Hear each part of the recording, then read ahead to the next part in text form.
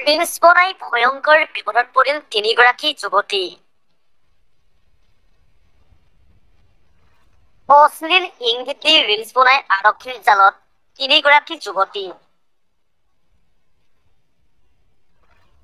সামাজিক মাধ্যমত ৰিলছ বনাই বিপদত পৰিল এইবাৰ যুৱতী। আপুনিও ৰিলছ বনাই ভাল পায় নেকি? যদি আপুনি ৰিলছ বনাই ভাল পায় তেন্তে এই খবৰ আপোনাৰ বাবে খুবেই জৰুৰী। হয়, ঠিকেই শুনিছে। এইবাৰ ৰিলছ বনাই বিপদত পৰিছে কেইবাগৰাকীও যুৱতী। সামাজিক মাধ্যমত লাইক, কমেণ্ট, ফলোৱাৰ্ছৰ আশাত অশ্লীল ইংগিত দি ৰিল বনাইছিল কেইবাগৰাকীও যুৱতীয়ে। তাৰ পিছতে যুৱতীকেইগৰাকীৰ ভিডিঅ' সামাজিক মাধ্যমত ভাইৰেল হৈ পৰিছিল। আৰু তাৰ পিছতেই আৰক্ষীয়ে অভিযান চলাই যুৱতী কেইগৰাকীক আটক কৰে। আৰক্ষীয়ে তাৰ পিছতে যুৱতীকেইগৰাকীৰ ভিডিঅ' সামাজিক মাধ্যমত ভাইৰেল হৈ পৰিছিল।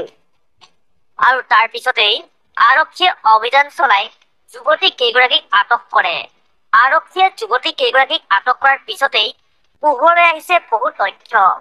যুৱতী কেইগৰাকীয়ে এনে অশ্লীল ভাষাৰে গালি-গালাজ, অশ্লীল ইংগিত দি যি ভিডিঅ' বনাই তাৰ পৰা তেওঁলোকে মাহিলী পিছৰ পৰা 40,000 টকা ইনকম কৰে। বৰ্তমান উত্তৰ প্ৰদেশৰ আৰক্ষীয়ে লোৱা এনে পদক্ষেপক সকলোৱে ভাল পাইছে। এনে প্ৰশ্ন হৈছে, উত্তৰ প্ৰদেশৰ আৰক্ষীৰ দৰে সমগ্ৰ দেশতে এনে পদক্ষেপ কেতিয়া গ্ৰহণ কৰিব আৰক্ষীয়ে? অসমতো এনে পদক্ষেপ গ্ৰহণ কৰাটো আপুনি বিচাৰে নেকি? নিজৰ মন্তব্য আগবঢ়াবলৈ নাপাহৰিব।